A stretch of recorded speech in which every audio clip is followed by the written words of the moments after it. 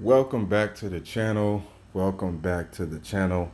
Um, I know this has been a difficult year for a lot of people,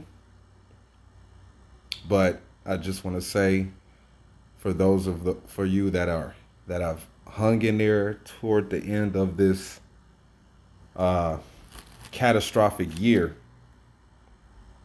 I just want to congratulate y'all. Shout out to the subscribers. Um, Appreciate it. Uh, Before we engage into this week's picks for the 2020 NFL season, I just want to reiterate that, you know,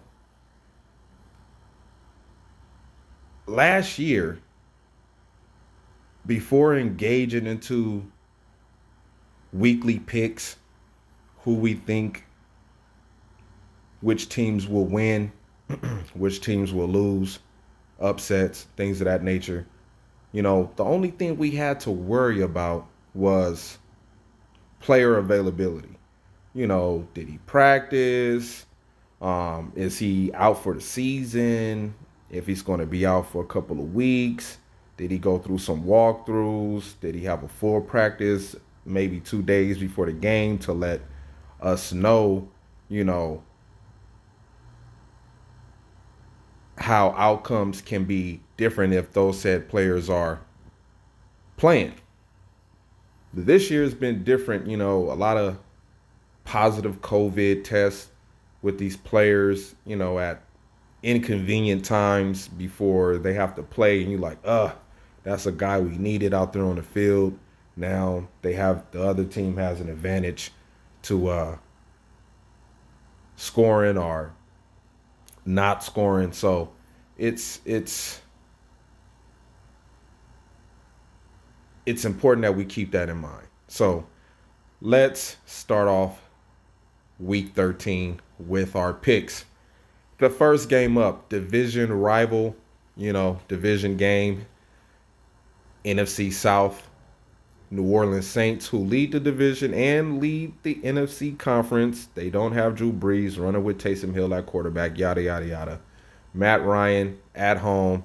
I'm going to roll with the Falcons to upset the Saints. I think the Falcons have been, they won last weekend. They might run into a little hot streak, these last 5 games. Point total tells me a lot about this game. Not trying to say anything bad about Taysom Hill, but I think he's going to have a game or two where he looks like he shouldn't be a starting quarterback. Next game up, division rivalry game against the god awful Detroit Lions and the Chicago Bears. I watched a video today with Sheila Ford Hamp. The chick that looked like a female Alf. That's what she looked like to me. Like the female version of Alf. She said she didn't really answer any questions in the interview. She just, they asked her about Matt Patricia and the GM, and she just was like, those guys worked hard, and, unfortunately, it wasn't good enough to help this team move in the direction that we think that it should go. Just kind of just nonchalantly just letting me know from what I've seen during the interview is that she's pretty much not going to change anything about this team. But I do believe the Detroit Lions will beat the Chicago Bears, who are still, up in the air on Mitch the Bitch Trubisky. I mean, you're talking about females trying to join the NFL. I mean, you pretty much got one with the quarterback of the Chicago Bears, Mitch the Bitch. So I don't know why the NFL is like, the college female kicker. You already got a female in the league. So I think the Detroit Lions are going to beat the Chicago Bears. I don't even have anything to say about the Bears. Do you want to mention their defense? I know that the Bears are getting their running back / Swiss Army knife Swift back. So he might have a good game against the Chicago Bears. So Lions over the Bears. Next game up, we have the Indianapolis Colts facing off against the Houston Texans. Let me see something right quick. Okay. The Houston Texans have been balling. Deshaun Watson numbers look really, really good this year, despite that they have the record they have. Not too much from the run game from either team. Uh, Phillip Rivers division game. I'm gonna roll with the Houston Texans to beat the Indianapolis Colts, and that might hurt the Colts as far as the playoffs, especially with the Raiders. This next game coming up, the Raiders playing against the Jets. I don't know. Adam Gase, I don't know. I don't even think he's going to get fired. Sam Darnold hasn't. Yeah, I mean, basically he's been like every typical USC quarterback that comes to the NFL. I mean, with Carson Palmer being an exception to the rule, you know, whatever happened to well, we know what happened to Mark Sanchez. But there was a couple of USC quarterbacks that came in the league. I can't even remember who they were. So I'm going to roll with the Raiders, the Las Vegas Raiders over the Jets. Cleveland Browns against the Tennessee Titans. This is going to be a good game. The Browns are 8-3, and they're going against a tough team in the Tennessee Titans, and Ryan Tannehill has been playing really good football. Really good football. You got King Henry, who is the rushing leader, but the Cleveland Browns have a pretty good rushing attack, too, with Nick Chubb and Kareem Hunt. Of course, we know Odell Beckham Jr. is not out there. And, you know, for Baker Mayfield, how he played last year, I got to give him the benefit of the doubt. He's having an okay season this year. You know, kind of staying out of the still making a lot of commercials, but he kind of staying out of the limelight. A.J. Brown, I thought he was closer to 1,000 yards. Man, it's a tough game to engage. But, damn.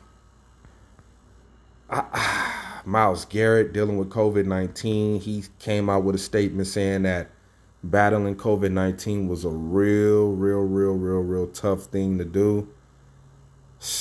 I think I'm going to roll with the Cleveland Browns over the Tennessee Titans.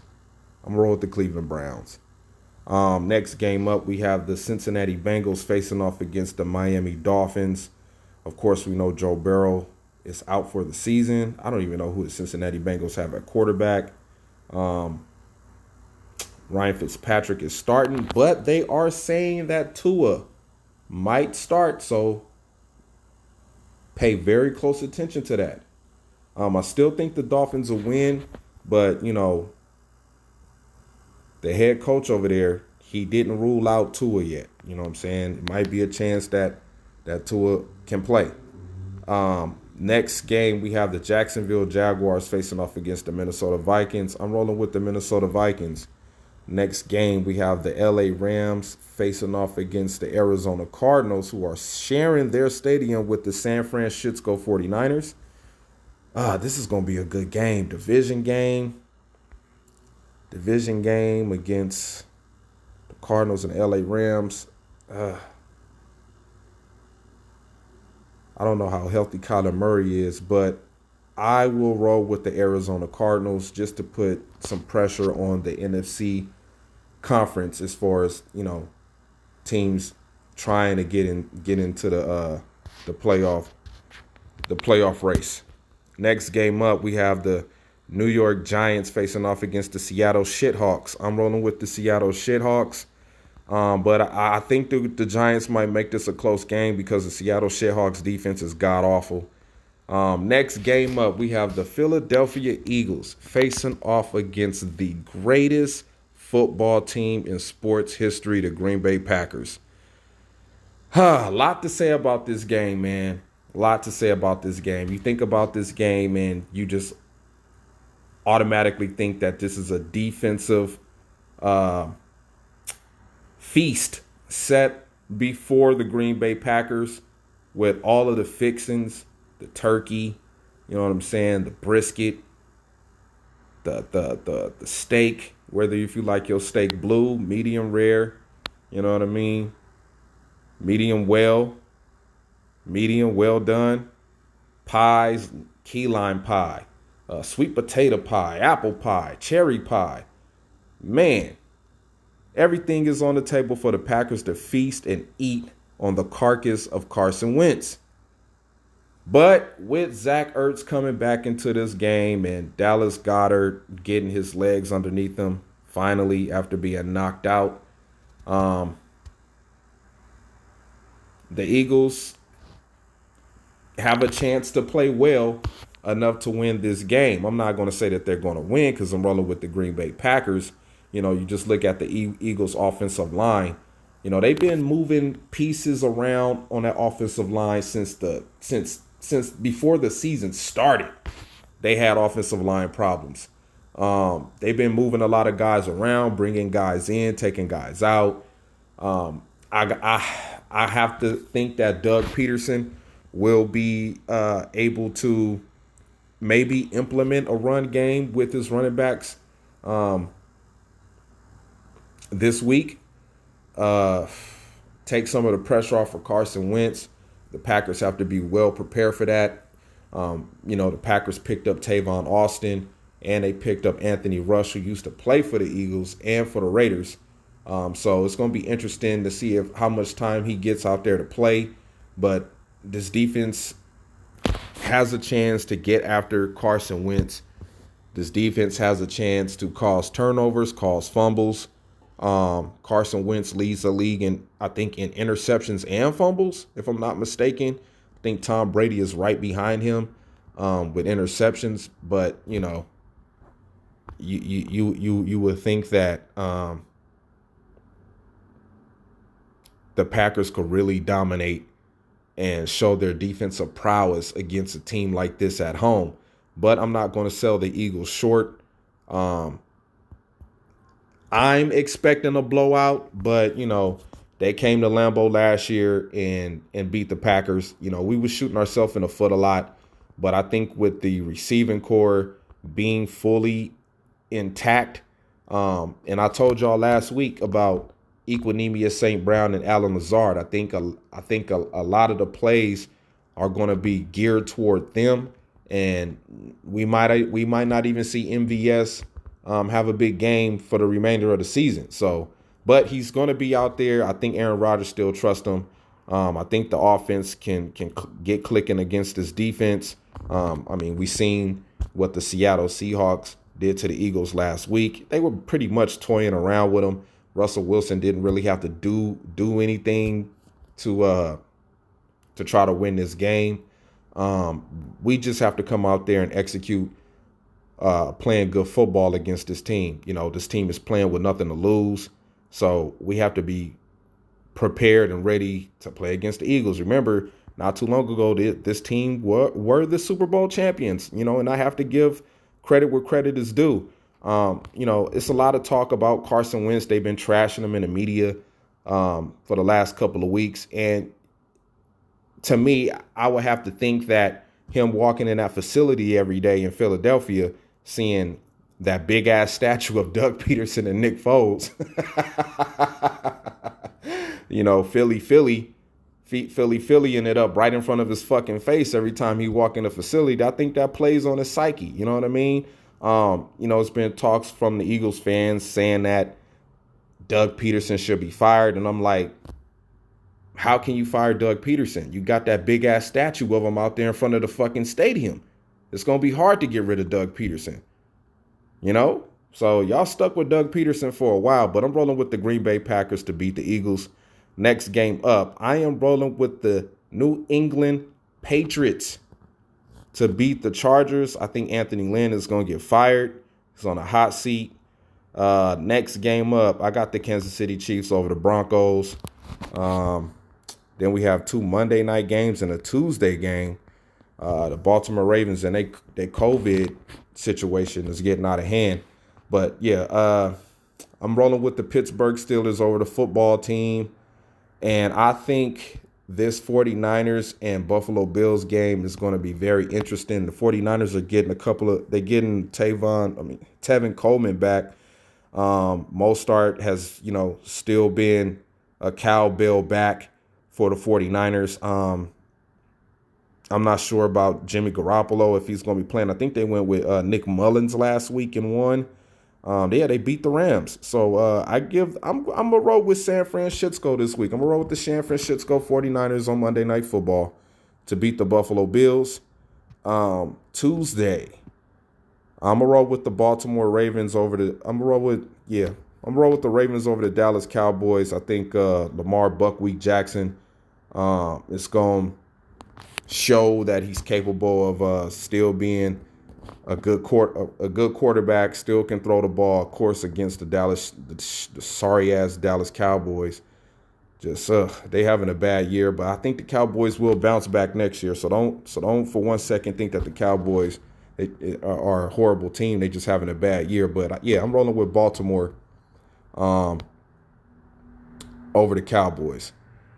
Yeah, Buckwheat gonna do his thing. So once again, my picks for Week 13, I'm rolling with the Falcons, the Cowardly Lions, the Detroit Cowardly Lions, the Houston Texans, the Las Vegas Raiders, the Cleveland Browns, the Miami Dolphins, the Minnesota Vikings, the Arizona Cardinals, the Seattle Shithawks, the greatest football team in sports history, the Green Bay Packers, the New England Patriots, Kansas City Chiefs, Pittsburgh Steelers, San Francisco 49ers, and the Baltimore Buckwheat Ravens. Thank God TB12 is on a bye week along with the Carolina Panthers. And there we have it for our Week 13 picks. I'll holler at y'all tomorrow because I got something special for the Detroit Lion fans.